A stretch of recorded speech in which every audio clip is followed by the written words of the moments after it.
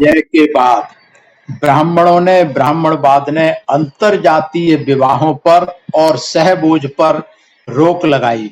क्यों लगाई यह रोक आप जानेंगे विस्तार से। मैं वीरेंद्र सिंह और आप देख रहे हैं अभय न्यूज। देश में जैसा आपको विदित है कि बौद्ध धर्म के उदय के साथ एक सामाजिक धार्मिक क्रांति हुई और उसकी प्रतिक्रांति के फलस्वरूप पुष्यमित्र शुंग ने 184 बीसी में बृहद्रथ की हत्या करके एक प्रतिक्रांति के फलस्वरूप बुद्ध धर्म का पतन हुआ। तो जो बुद्ध धर्म का उत्थान और पतन हुआ ये ही भारत का इतिहास है। ये ब्राह्मणवाद और बौद्ध धर्म की संघर्षों का इतिहास है, जिसे भारत का इतिहास कहते हैं और कुछ नहीं है। तो जब ब्राह्मणवाद की विजय हो गई, बुद्ध धर्म को ध्वस्त कर दिया गया, उसके बाद ब्राह्मणवाद ने बहुत सारे नए नए कानून बनाए, जिसको मनु स्मृति में संहिताबद्ध किया और मनु स्मृति में ऐसे ऐसे कानून बनाए जो कि पहले की व्यवस्था में नहीं थे। तो इस पर हमने पहले बात की, वर्ण को जाति में बदला, कैसे बदला वो लंबी कहानी हमने बात की। आज हम बात करेंगे कि वर्ण को जाति में बदलकर इस जातिवादी व्यवस्था को और मजबूत कैसे किया। इसके लिए जो बाबा साहब ने लिखा है, बौद्ध धर्म पर विजय प्राप्त करने के बाद ब्राह्मणवाद ने जो कार्य किए, उस सूची में अब तीसरे कार्य पर विचार किया जाए। यह कार्य ब्राह्मणों को गैर ब्राह्मणों के प्रभाव से अलग करना और गैर ब्राह्मणों को विभिन्न सामाजिक स्तरों में बांटना। पुष्यमित्र की जो ब्राह्मण क्रांति का उद्देश्य था वो चातुर्वर्ण की जो प्राचीन व्यवस्था थी, सामाजिक व्यवस्था थी, उसको उद्धार करना था, जिसे बौद्ध शासन काल में कसौटी पर परखा जा रहा था। लेकिन जब बौद्ध धर्म पर ब्राह्मणवाद ने विजय प्राप्त कर ली, तब उसे चातुर्वर्ण व्यवस्था को उसी रूप में, जिस रूप में पहले थी, उसे पुनर्स्थापित करके ही संतोष नहीं हुआ, बल्कि बौद्ध धर्म से पहले के समय में चातुर्वर्ण व्यवस्था जो थी एक उदार व्यवस्था थी और उसमें गुंजाइश थी वर्ण को बदलने की, चेंज करने की। इन वर्गों में आपस में विवाह संबंध होते थे, आपस में सहभोज होते थे, उस पर कोई प्रतिबंध नहीं था। इसीलिए किसी भी वर्ण का पुरुष विधि पूर्वक दूसरे वर्ण की स्त्री के साथ विवाह कर सकता था। इसमें बहुत सारे उदाहरण बाबा साहब ने दिए हैं इस पुस्तक में। जैसे शांतनु जो क्षत्रिय थे, उनका विवाह शूद्र गंगा पत्नी थी, वो शूद्र थी। शांतनु की दूसरी पत्नी असुगंधा, वो भी शूद्र धीमर थी।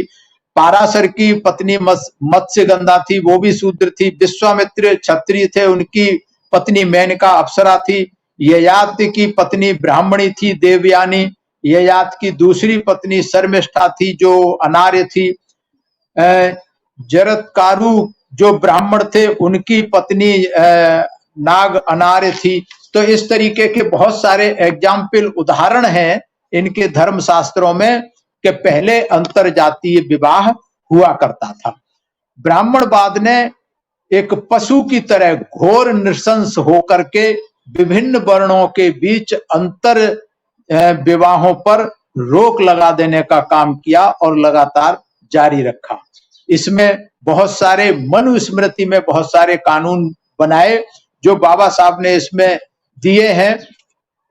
जैसे पहला है श्लोक 3.12, द्विजों के प्रथम विवाह के लिए समान जाति की स्त्रियां श्रेष्ठ होती हैं। शूद्र स्त्री ही किसी शूद्र की पत्नी हो सकती है। ऐसे बहुत सारे नियम हैं। जो ब्राह्मण किसी शूद्र के साथ सैया पर संयोग करता है वह मृत्यु नरक में जाता है।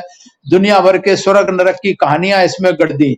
ब्राह्मणवाद जो था अंतरवाद का निषेध करके ही संतुष्ट नहीं हुआ, उसने इससे आगे बढ़कर जो सहभोज का था उसको भी निषेध किया कि आपस में जिसे कहते हैं रोटी बेटी का संबंध था, वो रोटी बेटी का संबंध बिल्कुल खत्म कर दिया। रोटी बेटी मतलब शादी विवाह और खान पान का जो पहले संबंध हुआ करता था वर्णों के बीच में, उसे बिल्कुल खत्म कर दिया और इससे जाति प्रथा और मजबूत हुई। इसमें भी भोजन के लिए भी बहुत सारे कानून, कड़े कानून, काले कानून मनुस्मृति में बना दिए। जैसे उदाहरण के लिए राजा के द्वारा दिया गया भोजन उसके तेज को नष्ट करता है, शूद्र वर्ण के द्वारा दिया गया भोजन उसके ब्रह्म वर्चस्व को करता है, सुनार के द्वारा दिया गया भोजन उसके जीवन को, और चर्मकार के द्वारा किया गया भोजन उसके यश को नष्ट करता है, मतलब ब्राह्मण के। ये सब ब्राह्मण के लिए व्यवस्था है। धोबी के द्वारा दिया गया भोजन शारीरिक बल को नष्ट करता है। अन्न के द्वारा दिया गया भोजन जिनका उल्लेख क्रम में किया हुआ है कभी भी ग्रहण नहीं करना चाहिए। इस प्रकार किसी व्यक्ति के, शूद्र के व्यक्तियों में से किसी का अन्न अज्ञान पूर्वक ग्रहण कर लिया हो तो 3 दिन का उपवास करना चाहिए। इस तरीके से ये जो व्यवस्था कहीं बाबा साहब ने कहा है इसमें कि मैंने ये कहा है कि ब्राह्मणवाद ने अंतर विवाह और सहभोज पर रोक लगाने का काम पशु की तरह नृशंस होकर के किया। यदि किसी को उसमें संदेह हो है तो अनुरोध है कि मनु की भाषा पर विचार करना चाहिए। शूद्र स्त्री के संबंध में मनु ने जो घृणा व्यक्त करता है उस पर ध्यान दीजिए। शूद्र के भोजन के बारे में मनु जो कुछ कहता है उस पर ध्यान दीजिए। वह कहता है कि वह अशुद्ध है जैसे शुक्र या मूत्र, मतलब जैसे मल और मूत्र अशुद्ध होता है वैसे ही दूसरी जाति का भोजन भी ब्राह्मण के लिए अशुद्ध है। अब इससे हुआ क्या? बाबा साहब लिखते हैं कि इन 2 नियमों से ने जन्म प्रथा को जन्म दिया। अंतर जातीय, अंतर विवाह और सहभोज का निषेध 2 स्तंभ हैं जिन पर जातिवाद या जाति प्रथा टिकी हुई है। जाति प्रथा और अंतर विवाह तथा सहयोग के संबंध नियम एक दूसरे से ऐसे जुड़े हुए हैं जैसे उद्देश्य के साथ उसे पूरा करने वाले उपाय। ये जो थी अंतर जातीय विवाह और सहभोज से जाति प्रथा का उदय भी हुआ। पहले और भी कारण थे कि वर्ण से जाति कैसे बनी, ये बहुत महत्वपूर्ण कारण थे। विवाह और सहभोज ये खत्म कर दिया गया, इससे जाति प्रथा मजबूत हुई और ये आज तक भी बरकरार है। आज देश के आजाद हुए 73 साल हो गए, संविधान लागू है, संवैधानिक व्यवस्था लागू है, लोकतंत्र है, लेकिन बावजूद उसके मनुस्मृति की ये व्यवस्था प्रैक्टिकल रूप से आज भी आपको सब जगह देखने को मिल जाएंगी। आगे बाबा साहब कहते हैं इन उपायों की योजना से यह स्पष्ट होता है कि ब्राह्मणवाद का उद्देश्य जाति प्रथा को जन्म देना था और यही उसका अंतिम लक्ष्य था। ब्राह्मणवाद ने अंतर विवाह और सहभोज के विरुद्ध निषेध के नियम बनाए। ब्राह्मणवाद जात प्रथा को कायम रखने के बारे में इतना अधिक आतुर था कि इसने इसके लिए प्रयुक्त साधनों के उचित या अनुचित, नैतिक या अनैतिक होने की कोई परवाह नहीं की।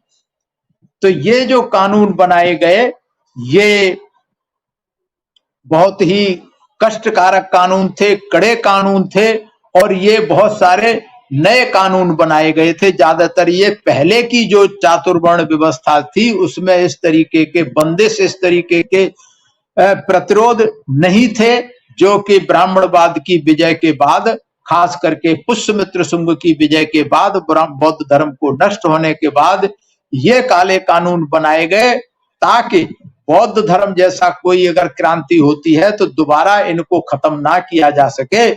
इसलिए तमाम दुनिया भर के प्रतिबंध लगाए और ये मेरा निवेदन है कि इसके प्रतिबंध क्या क्या थे मैं विस्तार से नहीं बता सकता। आपको मनुस्मृति भी देखनी चाहिए और मनुस्मृति देखने का समय नहीं है तो बाबा साहब द्वारा ये जो लिखे हुए हैं संपूर्ण वाङ्मय खंड 7 क्रांति तथा प्रतिक्रांति, इस वॉल्यूम को अवश्य पढ़ें जिससे कि बौद्ध धर्म के उत्थान और पतन की पूरी हकीकत और सच्चाई बाबा साहब ने बड़े ही शोध के बाद, बड़ी रिसर्च के बाद और बहुत सारे धर्म शास्त्रों के अध्ययन करने के बाद ये बाबा साहब ने निष्कर्ष निकाला है। आज बस इतना ही। मैं धन्यवाद करता हूं एसएम न्यूज का, धन्यवाद करता हूं आप सभी दर्शकों का जो मेरी बात को ध्यान से सुना। अगर आप मेरी बात से सहमत हैं तो आप जो है इसको ज्यादा से ज्यादा लाइक करें, शेयर करें और अगर आपको ये सीरीज पसंद आ रही है क्रांति प्रतिक्रांति तो आप एसएम न्यूज के प्ले लिस्ट में जाकर के इसके पीछे के सारे एपिसोड देख सकते हैं और जान सकते हैं। ये सीरीज इसलिए चलाई जा रही है क्योंकि बुद्ध धर्म के उत्थान और पतन के जो कारणों में बहुत सारे बुद्धिजीवी लोगों को नहीं मालूम है, खास करके बहुजन समाज के लोगों को नहीं मालूम है, क्योंकि मैंने देखा है कि बहुजन समाज के पढ़े लिखे लोग पढ़ते नहीं हैं, या तो उनके पास पुस्तकें नहीं है, पुस्तकें हैं तो पढ़ते नहीं है। इसलिए आज चूंकि सोशल मीडिया का जमाना है, आपके मोबाइल में सारी जानकारी है, तो आपको कहीं भी चलते जाते, गाड़ी में बैठते हुए, यात्रा करते हुए, जहां भी जा रहे हैं, आपको जब भी समय मिलता है, ये छोटे छोटे 10-10 मिनट के वीडियो हमने बनाए हुए हैं, आप कभी भी देख सकते हैं खोल करके। एसएम न्यूज की प्लेलिस्ट में जाकर के आपको पूरी जानकारी मिल जाएगी। तो ये समाज के हित में है, और मैं धन्यवाद करता हूं एसएम न्यूज का कि इन्होंने ये सीरीज चलाई है ताकि बहुजन समाज के लोग क्रांति प्रतिक्रांति को समझ सकें, बौद्ध धर्म के उत्थान और पतन के कारणों को समझ सकें, जो कि बहुत ही आवश्यक है। आज बस इतना ही। मैं पुनः धन्यवाद करता हूं सभी का, और सभी मेरा आभार स्वीकार करें। सभी को जय भीम, नमो बुद्धाय। सभी को